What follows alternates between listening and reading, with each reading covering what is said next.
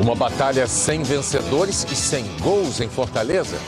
Os líderes do Grupo A disputam uma partida tensa e equilibrada. O Brasil chuta 14 vezes e tem 8 finalizações certas. O México arrisca 13 vezes e acerta 3. E o goleiro dele sai de campo como o grande personagem do jogo.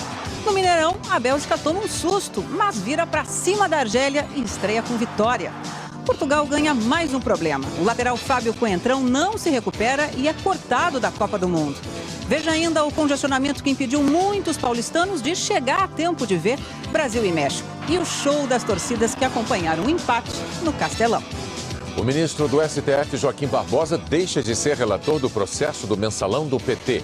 E o vice-presidente americano diz que os Estados Unidos vão abrir todos os arquivos sobre a ditadura militar brasileira. Agora, no Jornal Nacional.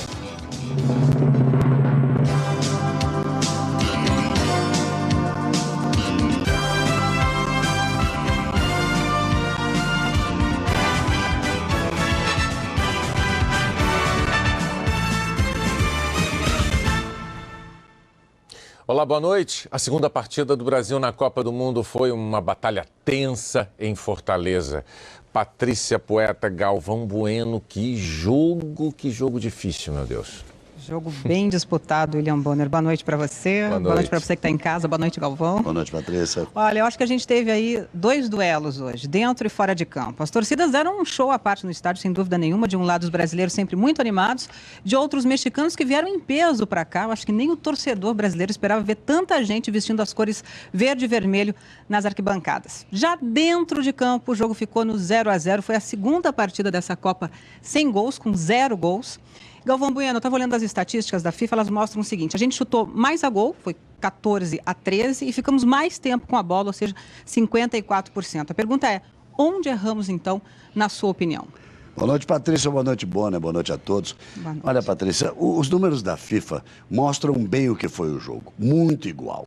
Os dois times alternaram bons e maus momentos. No primeiro tempo, o Brasil até que merecia uma vantagem. Aquela cabeçada do Neymar, a defesa espetacular do goleiro, o Paulinho quase faz um gol. No segundo tempo, o México chegou até a chutar mais a gol. Sim. Mas, se é para responder onde erramos, diria que faltou o jogo no meio-campo. Criatividade, aproveitar melhor o Fred e faltou mais Neymar, porque todo mundo espera sempre muito dele. Se os destaques do Brasil foram jogadores de defesa, por exemplo, Thiago Silva, Davi Luiz, eu diria que quando a defesa se destaca, cá para nós, é porque o time não foi tão bem assim. Certamente. Então vamos ver como é que foi o jogo com o repórter Tino Marcos. No gesto de Marcelo, uma síntese desse Brasil e México. Nervoso, difícil demais. Começou bonito, um hino de altíssimos decibéis, no gogó e na emoção. Daniel Alves de veia saltada, braços unidos diante da bandeira e lágrimas de Neymar. Aos 8 segundos, a primeira falta. Aos 30 segundos, a segunda. Cadê espaço? No segundo minuto, Thiago Silva já afastava o primeiro de tantos perigos na área brasileira. Esforço teve, e muito. Marcelo na linha de fundo, ela bateu em Paulinho e saiu. A seleção somava impedimentos. O México de Herrera chutava forte. Daniel Alves cruzou certo. Neymar deu uma corretíssima cabeçada e Ochoa começou uma atuação que o faria ganhar da FIFA o prêmio de melhor em campo. Neymar, em voo solo da esquerda para o meio, não conseguiu concluir como gostaria. O México jogou com personalidade. Vázquez chutava com perigo. No segundo tempo, Felipão tirou Ramírez e pôs Bernard, que buscava Neymar. Mas Rodrigues tirou. Sempre lá e cá. E lá vinha o México de novo. Jô no lugar de Fred. Mas o quase continuava em campo. Ochoa era puro reflexo ao reagir à pancada de Neymar. Jô chutou para fora. A cabeçada de Thiago Silva só não foi mais eficiente que Ochoa. E Júlio César salvou o Brasil nos acréscimos. Um 0-0 para corações fortes. O Brasil segue na liderança do grupo no critério do saldo de gols, mas o empate deixa uma certa frustração no ar do Castelão. Foi o 9º jogo de Felipão no comando da seleção numa Copa do Mundo e a primeira vez que ele não venceu. A cada chance de gol, o torcedor se levantava lá na arquibancada esperando pelo gol, mas ele, enfim, não saiu. Vamos ver o que os nossos jogadores e também o técnico Felipão disseram, né, depois do jogo. Olha, pelo que eu pude ver, eles não ficaram satisfeitos com o empate, nem era para acontecer isso, né? E o discurso é de encarar o jogo contra Camarões como uma grande decisão. Vamos ver então a reportagem de Mauro Naves. Na saída dos jogadores aqui do estádio, o ambiente era exatamente esse, de confiança. É claro que ninguém estava rindo pelo empate, mas, por outro lado, ninguém foi embora acreditando que haja um risco do Brasil não se classificar nessa primeira fase. A gente ainda, 4 pontos aí, a gente ainda, não vou dizer uma posição confortável, mas a gente se encontra numa posição muito boa porque Croácia e México se encontram aí no final. E dependendo do resultado da Croácia e Camarões, vamos ver, tudo depende do resultado de Croácia e Camarões. Tudo depende de nós, sabemos a nossa responsabilidade, do nosso dever, então está todo mundo bem preparado, bem concentrado e se dedicando ao máximo para que continuemos em busca do nosso sonho. Alguma chance, algum risco do Brasil não classificar? Passa isso na cabeça de alguém, não? Eu acho que tem que passar, acho que a gente tem que temer sim, até para a gente entrar ligado. É uma Copa do Mundo, né? São 11 do outro lado tentando classificar também, que eles têm chance. Se eles ganharem um jogo amanhã, obviamente eles têm chance contra a gente. Então a gente tem que temer, mas tem que ter confiança também. Acho que é isso que a gente tem que trabalhar, é o psicológico para o próximo jogo. Então eu estou satisfeito, fiquei feliz com o que eu vi, até porque nós temos a mania de achar que os outros não jogam nada. Nós todos no Brasil achamos que o México poderia... O México fez mais ou menos o mesmo jogo que nós, não teve as oportunidades vivas que nós tivemos, teve a mesma posse de bola, teve quase o mesmo número de chutes, jogou com qualidade, não foi uma equipe que ficou lá atrás, ficou e sabe jogar. Então eu acho que para nós o resultado não foi o que nós queríamos, mas eu estou contente com a evolução que eu vi. Tem mais um jogo ainda pela frente nessa primeira fase. Agora são 10 horas da noite no horário de Brasília e a seleção brasileira já deixou o Castelão. Mas o repórter Bruno Hans continua aí em frente ao estádio acompanhando. Boa noite, Bruno. Boa noite, Galvão. Boa noite, Patrícia. Boa noite a todos. A seleção brasileira deixou o Castelão e a gente tem imagens até do trajeto do ônibus dos comandados de Luiz Felipe Scolari em destino à base aérea, rumo à base aérea. E eles se despediram de Fortaleza com muito carinho do torcedor. As imagens deixam isso muito claro. Ninguém gostou do empate, evidentemente, mas todos ainda estão muito confiantes na classificação da seleção brasileira, que agora está de folga. Luiz Felipe Scolari liberou todos os jogadores. Eles se reapresentam no Rio de Janeiro, num hotel, na quinta-feira, às 11 horas da manhã, seguem para a Granja Comari. Uma ótima notícia. Filipão terá os 23 jogadores à disposição. O Hulk passou pela zona mista, conversou com o Mauro Naves, como nós vimos agora há pouco, e disse que está ótimo, está recuperado e que estava, sim, à disposição do técnico Luiz Felipe Scolari. Na partida de hoje não entrou por opção do técnico. Então, grupo completo, todo mundo vai ter um dia para descansar e se preparar da melhor maneira para o jogo decisivo contra Camarões em Brasília na segunda-feira. Patrícia, Galvão. Boa notícia, Bruno. Agora são 9 horas, corrigindo, no horário de Brasília. Olha, ainda nessa edição a gente vai falar mais, é claro, sobre o empate entre Brasil e México aqui em Fortaleza, porque agora há pouco Rússia e Coreia do Sul estrearam na Copa pelo grupo H, foi 1-1, né? Teve um empate, mais um empate. Mais um empate, 1-1. O grupo é muito complicado, esse da Bélgica. Que também estreou hoje. E o Luiz Roberto traz as informações ao vivo pra gente, direto da Arena Pantanal, em Cuiabá. Boa noite, Luiz Roberto. Que frango do goleiro da Rússia, amigo. Frangaço. Boa noite, Galvão, Patrícia, boa noite a todos. Realmente foi o frango da Copa. Por sinal, o lance é aquele clássico. Por que a gente definiu como frango? Porque quando o chute do Lee, que a gente vai mostrar agora, sai do meio do campo e o goleiro Akinfeev tenta defender, a bola escapa das duas mãos dele, como se ele tivesse deixado escapar um frango, ficando com as penas na mão. A Coreia, que vinha dominando o jogo até então, fez 1-0. O jogo ganhou um tom de dramaticidade. E aí a Rússia foi com tudo. O Fábio Capello, que é o técnico da Rússia, fez entrar o maior artilheiro que ele tem disponível, o Kerzatov, número 11. E ele empatou o jogo. Quase no finzinho, a Rússia chegou ao empate nesse bate-rebate. A bola bateu no Etchenko e o Kerzatov aproveitou e jogou para o fundo do gol. Esse foi o último jogo da primeira rodada da primeira fase da Copa. Nesse grupo, Galvão e Patrícia, a Bélgica venceu por 2-1 a Argélia e lidera com 3 pontos. E aqui os dois empataram, ganharam um pontinho cada um. Ou seja, nada definido no grupo H. Está encerrada a primeira rodada da primeira fase da Copa do Mundo. Galvão, Patrícia. Obrigada, Luiz. Vamos continuar falando então do Grupo H, porque as outras duas seleções também se enfrentaram hoje no primeiro jogo do dia, que foram Bélgica, como disse o Luiz, e Argélia. E os belgas ganharam de virada por 2-1. Galvão, você disse ontem que os belgas... Eu sei o que você vai perguntar. Podiam surpreender, chamou até de uma espécie de bicho-papão, não foi? Então, por pouco a surpresa não foi outra, né? É verdade, Patrícia. A Bélgica demorou um pouco a reagir na partida. E, no mínimo, deixou uma dúvida. Ou esse time belga não é esse bicho-papão todo, ou os jogadores, então, sentiram a pressão de serem possíveis protagonistas numa Copa. Isso faz diferença. O repórter Ricardo Soares conta como foi a partida. O duelo começou na chegada ao estádio, com as torcidas disputando a simpatia dos brasileiros. Nos primeiros minutos de jogo, o show foi nas arquibancadas. Apontada como provável surpresa da Copa, a Bélgica fez um primeiro tempo nada surpreendente. Chegou poucas vezes ao gol e viu a Argélia atacar com Feghouli, que foi agarrado na área por Vertonghen. O juiz marcou pênalti. Feghouli cobrou e fez 1-0 para a Argélia. Os jogadores agradeceram de joelhos e depois comemoraram com a pequena e fiel torcida argelina que veio ao estádio. No segundo tempo, 3 substituições da Bélgica mudaram a história do jogo. Com um time mais ofensivo, os Diabos Vermelhos viraram o placar. Um gol de cabeça de Fellaini e outro nesse chutaço de Mertens. Os belgas mostraram que gostam de suspense e deixaram a surpresa para o finalzinho.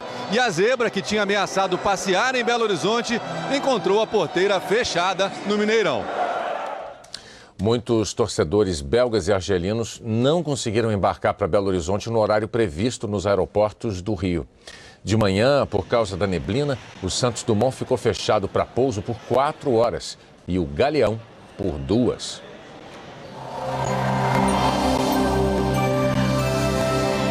Uma forte massa de ar frio chegou ao sul do país. E a quarta-feira deve começar com 13 graus em Curitiba. Em Florianópolis, a temperatura não passa dos 19 graus. Nas outras regiões, faz calor, até 27 graus em São Paulo e 33 em Teresina. Vai ter sol nessa área aqui em amarelo, entre a Bahia, Minas, Mato Grosso e o Acre e também no Rio Grande do Sul, onde o mar fica bem agitado amanhã e pode ter nevoeiro logo cedo. Previsão é de chuva fraca de Santa Catarina ao Rio de Janeiro, em Sergipe e em Alagoas, e deve chover forte do Amapá até o Amazonas. Daqui a pouco, torcedores de São Paulo sofrem no trânsito antes do Jogo do Brasil. E os nossos repórteres mostram como estão as seleções que se enfrentam amanhã. O dia começou com trabalho. Mais ou menos, né? Quando a gente se concentra um pouquinho, festa é Copa, mas a gente conseguiu trabalhar. À 1h a empresa liberou. Pera aí, cabe mais um aí? Vamos lá. Vambora. Acabou.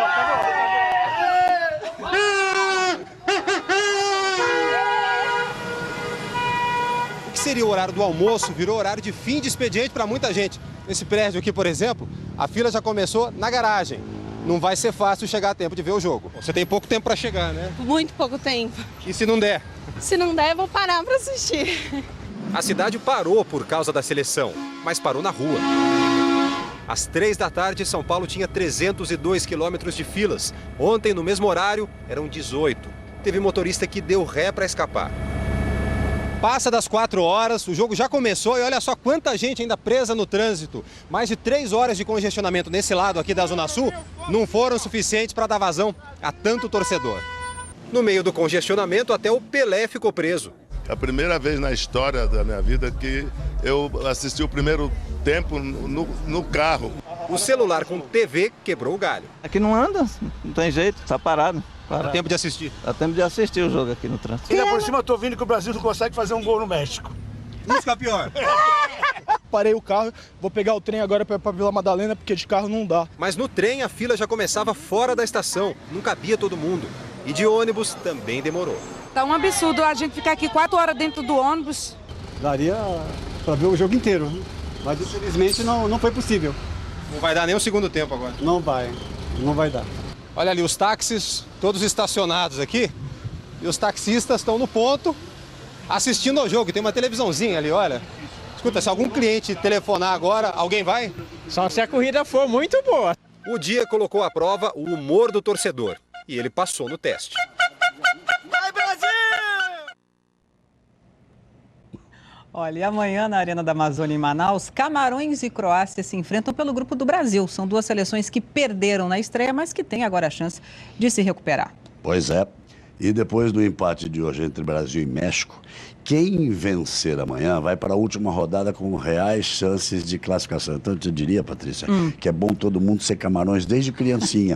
Aliás, Croácia desde criancinha. Para que a Croácia vá com muita vontade para cima do México e que Camarões já não tenha mais a possibilidade assim de se classificar jogando contra o Brasil. O importante é que a Croácia está reforçada, mas tem medo do calor. Eles mal pisaram em Manaus e já enfrentaram o primeiro adversário na cidade, o clima. Além do calor, é muito úmido. Se sua muito aqui, disse esse torcedor. O jornal croata Slobodna da Macija foi mais duro. Escreveu, à espera do inferno climático. O que faz europeus suarem de preocupação não incomoda africanos. Em Manaus, à vontade. Nos sentimos bem aqui. É muito parecido com a nossa casa, disse esse jornalista. Se o clima joga a favor dos africanos, o futebol deu uma força para os europeus. O ídolo, artilheiro da Croácia, Mandzukic, vai finalmente estrear na Copa do Mundo aqui, na Arena da Amazônia. Ele foi expulso em uma partida das eliminatórias europeias e, por isso, não enfrentou o Brasil. E o atacante do Bayern de Munique da Alemanha é esperança de gols para a torcida croata. Os africanos chegaram com o experiente atacante Eto'o, mas com dores no joelho, ele não treinou nem deve jogar. Vai ser preciso suar muito em Manaus para não dar adeus à Copa do Mundo. Então vamos torcer bastante pelo Modric, né? Modric e seus companheiros. Vamos lá. E olha, e o time sensação da Copa do Mundo até agora está no grupo B. É a Holanda que goleou a Espanha, atual campeã do mundo, por 5-1 na estreia. É isso mesmo, Patrícia. Eles chegaram de mansinho, ficaram hospedados na beira da praia, Ipanema, Rio de Janeiro. A gente achando que eles estavam ali só se divertindo. Não, mas na verdade eles chegaram em campo arrebentando. Mas será que eles vão manter o ritmo na partida amanhã contra a Austrália em Porto Alegre? Vamos acompanhar na reportagem Marcelo Correge. A busca pela perfeição começa com o estádio vazio. O controle que faltou ao Robin neste treino sobrou no jogo contra a Espanha. 5-1 na estreia contra os atuais campeões mundiais. A primeira impressão australiana não foi assim tão boa. A derrota por 3-1 para o Chile deixou o time numa situação delicada no grupo B. Uma derrota amanhã em Porto Alegre pode eliminar a Austrália e classificar a Holanda para a próxima fase. O técnico Ange Postecoglou disse que a Austrália precisa ser forte defensivamente, porque a Holanda é muito perigosa, provou isso contra a Espanha. Será um desafio para eles parar o ataque holandês. Numa Copa, não há cartão de visitas mais impressionante do que esse apresentado pela Holanda. Em menos de uma semana, o medo de enfrentar este time cresceu na mesma proporção do que a expectativa criada sobre ele. Schneider acha que o jogo pode ser difícil, principalmente porque depois da vitória por 5-1, todo mundo vai colocar uma pressão grande sobre eles. A Austrália pode jogar de uma forma muito defensiva e isso pode dificultar a Holanda. Nada além da vitória será admitido no time que não aceita errar. Olha, e a outra partida do Grupo B que promete jogaço é Espanha e Chile, sem dúvida nenhuma, né, Galvão? O Chile estreou muito bem com a vitória sobre a Austrália, mas a dúvida é saber se o técnico espanhol, Vicente Del Bosque, vai mexer na escalação do time espanhol para a partida de amanhã no Maracanã. A resposta a gente vê na reportagem de Pedro Bassan. O gigante nunca foi muito bonzinho com eles. A Espanha volta ao Maracanã com uma mistura de respeito e desconfiança. Não foi só a derrota na Copa das Confederações. Na Copa de 50, foi também nesse estádio que a Espanha sofreu sua maior goleada em mundiais, 6-1 para o Brasil. Olhar para trás não é a melhor atitude para uma equipe que precisa se reerguer. Os espanhóis chegaram entre os principais candidatos a fazer a final aqui no Maracanã. Só não esperavam que a final fosse tão cedo. Se perderem, os campeões do mundo podem dar adeus à Copa. A impressão é que nem se chegarem à final, vão falar tanto em final. Uma final, uma final, uma final, como uma final, é uma final. O técnico Vicente Del Bosque confirmou que vai mexer no time, mas não muito. Não muito. Os craques do futevôlei podem não jogar futebol amanhã. Xavi e Xabi Alonso e o atacante Diego Costa estão entre as dúvidas do treinador. O Chile treinou hoje em Belo Horizonte e nem pisou no Maracanã. A história da seleção chilena no estádio não é muito melhor do que a da Espanha. Aqui, o goleiro Rojas encenou a farsa do foguete nas eliminatórias da Copa de 90. Mas o técnico Jorge Sampaoli olha para o futuro e diz: seria histórico eliminar os campeões do mundo. Seria para nós histórico. Uma reação espanhola seria igualmente inesquecível. Está tudo pronto. Ser palco da história é a especialidade do Maracanã. E vamos ver com a Michele Loreto como é que vai ficar o tempo nas capitais que vão receber esses jogos amanhã. Em Porto Alegre, à 13h, pelo horário de Brasília, vai estar frio, viu? Com sensação térmica de 12 graus e não tem previsão de chuva. Pode chover um pouco no Maracanã durante a partida entre Espanha e Chile. A umidade do ar fica alta e a temperatura em 26 graus. No jogo entre Camarões e Croácia, tem chance da chuva ser mais forte. Como vai ser lá em Manaus, o tempo fica bem abafado, com sensação de 33 graus e quase nada de vento. A seguir, o ministro do STF, Joaquim Barbosa, deixa de ser relator do processo do mensalão do PT. E a gente volta para mostrar o show das torcidas na Arena Castelão.